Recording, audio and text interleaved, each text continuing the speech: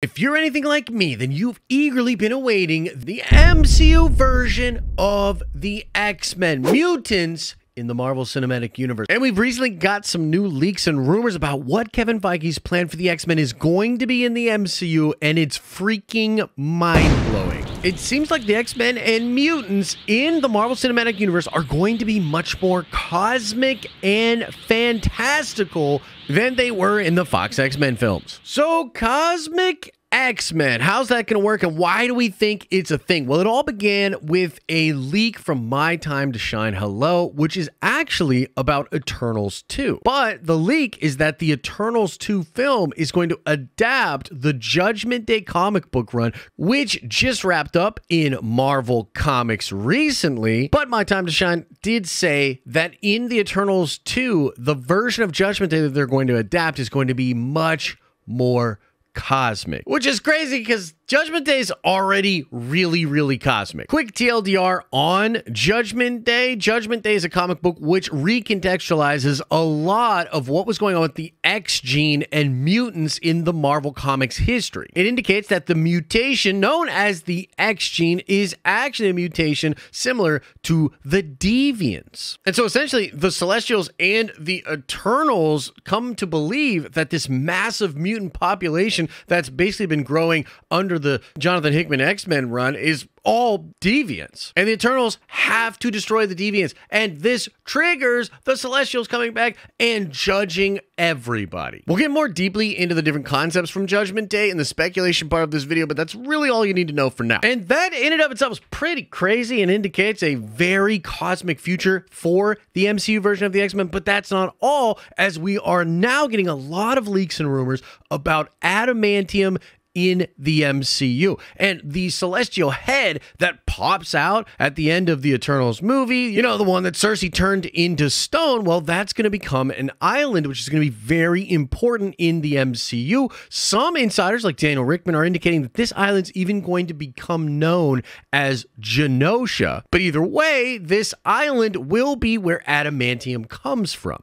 And that's pretty cool, and it could indicate that the emerging of that celestial and that energy going across the globe could have triggered more mutations, and that's why you're seeing characters like Kamala Khan become mutants. But there's even more evidence to suggest what is going on here, and it indicates even more ties between the Eternals, the Celestials, and the mutants. Now, in order to explain this one, I have to go all the way back into the summer, the week of San Diego Comic-Con. There were a ton of trademarks that were acquired very late in the game by Marvel Studios, and we know that several of those acquired trademark things were indeed real, as we did get movies like Captain America New World Order and Avengers Secret Wars actually officially titled and teased at San Diego Comic-Con. Well, there were several other trademark titles that are not really being talked about anymore, but they definitely caught my eye when they first came out. One of which is actually called Avengers Eternity Wars. Another interesting trademark is Celestials End of Time. But the two most interesting trademarks were the trademark for Eternity Saga and Timeless Saga. And I want to tie all of this trademark stuff into a report by Daniel Richtman that said that the next saga in the MCU after Avengers Secret Wars is heavily going to focus on the mutants. And so to me, when I look at all of this tying together of the Celestials and the Eternals with the X-Men, like the adamantium thing, or even Judgment Day happening in Eternals 2, and I look at the fact that you have a saga trademarked as Eternity Saga, and the fact that the next Avengers movie might literally be called Eternity Wars, I'm thinking that the Eternity Saga is likely to be the next big saga of the MCU, and also the next saga that's going to focus on mutants, as indicated by Daniel Richtman. We don't know for sure if that's the way it's going to work out, but I'm kind of just looking at all of this evidence and thinking that Kevin Feige might be going crazy with the mutants and tying them into a massive cosmic saga. And it made me think back to when in 2019, Kevin Feige was first addressing questions about the X-Men and the mutants in the MCU, because this was when press got to ask him about this after knowing that the Fox X-Men were no longer going to be making movies and that those rights were reverting back to Marvel Studios. And so I remember back then Feige saying that whatever we do is going to be very different than what you've seen before. And I've been sort of wrapping my head around what that could mean ever since he said it. I mean, how do you do the X-Men and make them very, very different than what came before? Because say what you will about the Fox X-Men, they were not perfect, but they do nail some important aspects about the team. But it's that Judgment Day thing, the thing they're doing in Eternals 2, which really makes me think he's going to go cosmic with the X-Men, and he's going to go cosmic with the X-Men very quickly. And that would undoubtedly be very different than what you've seen before in the Fox X-Men. But now let's get really nerdy. Let's get sweaty. Let's get speculating. And let's talk about the comic book examples of when the X-Men have gone cosmic. And let's think about how this could actually end up working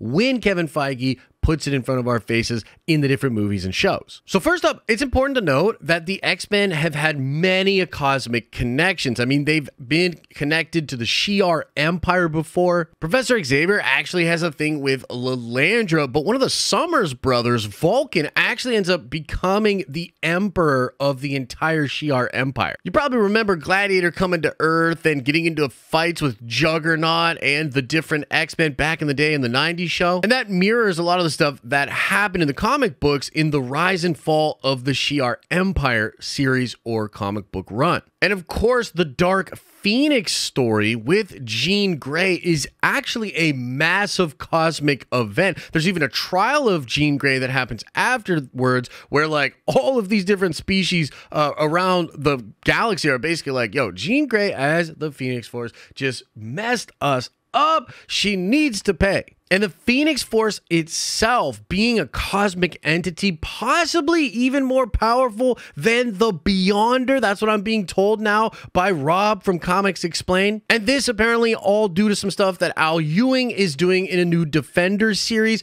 But in modern day comics, like literally right now going on in comics, there's been a lot of shuffling around and changing up of the hierarchy of the different cosmic entities, including the Celestial. Now, I don't want to get too sweaty, nerdy here, but in the newest X-Men comics, they do discuss the fact that there were mutants on Mars even predating all the different mutants on Earth, and that Krakoa, an island that's very familiar to the mutants and the mutant stories in the comics, actually has a twin that it was once combined with, and together they were actually a planet. I actually don't fully understand it myself. I just know that there have been mutants on Mars, and now the X-Men Red are up there living on Mars as well. And I know in a lot of the like 1 million BC Avengers stuff, they've recontextualized the Phoenix Force and show that there was a mutant all the way back in 1 million BC time. And the last cosmic X-Men thing I want to mention from the comics before trying to pull it all together with speculation on like what Feige's actually going to do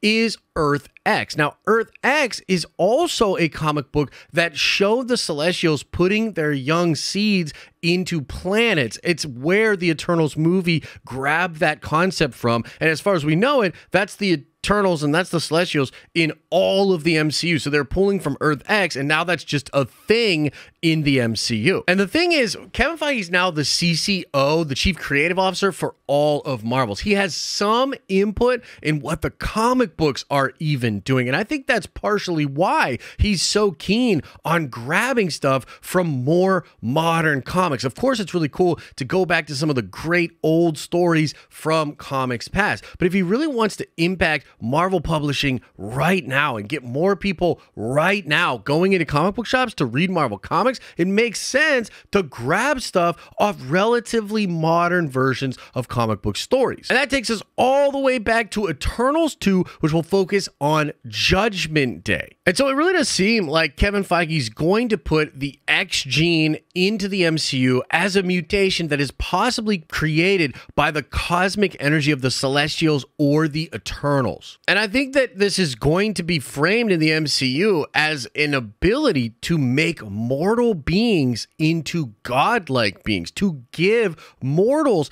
power that is on the level of the Celestials or the Eternals. And I think this would be really cool if Feige introduced the idea of Omega level mutants being that freakishly powerful and have those characters start to pop up in the MCU. And then all of a sudden that gets the attention of the Eternals or the Celestials. Perhaps Kevin Feige will borrow again from the Earth X comics and make it so that mutants are created by the Celestials to be something like an antibody on the freaking Earth, on these different planets where they seed the Celestials. And so I could see Kevin Feige bringing in the X-Men and the mutants, starting them off slowly, but also introducing some Omega level mutants damn near right away and having that escalate into Judgment Day. And if it's really like way more cosmic, I would love to see the X-Men actually go to space and have different very powerful members with them fighting against different Eternals or even a Celestial.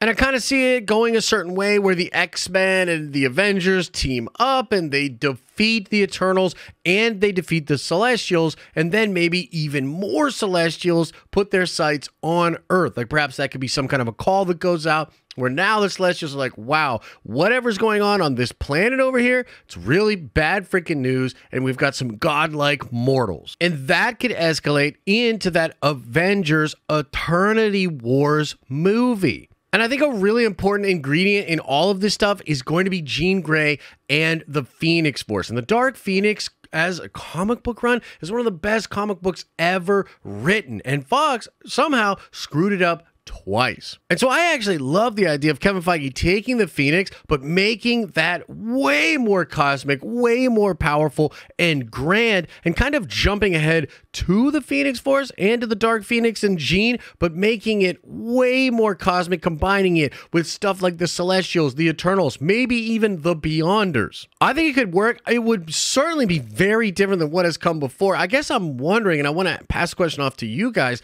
do you think that would be too crazy? Do you think it's too wild to go incredibly cosmic with the X-Men right away? Or do you think that's a breath of fresh air and something that X-Men fans would absolutely love? Let me know in the comments section below. Like this video if you liked it. Make sure you subscribe to this channel and our live streaming channel because we give away dope, nerdy things to lucky subscribers each and every month. And if you want to watch more, why not check out this video I recently did compiling all the new leaks and rumors about Avengers Secret Wars.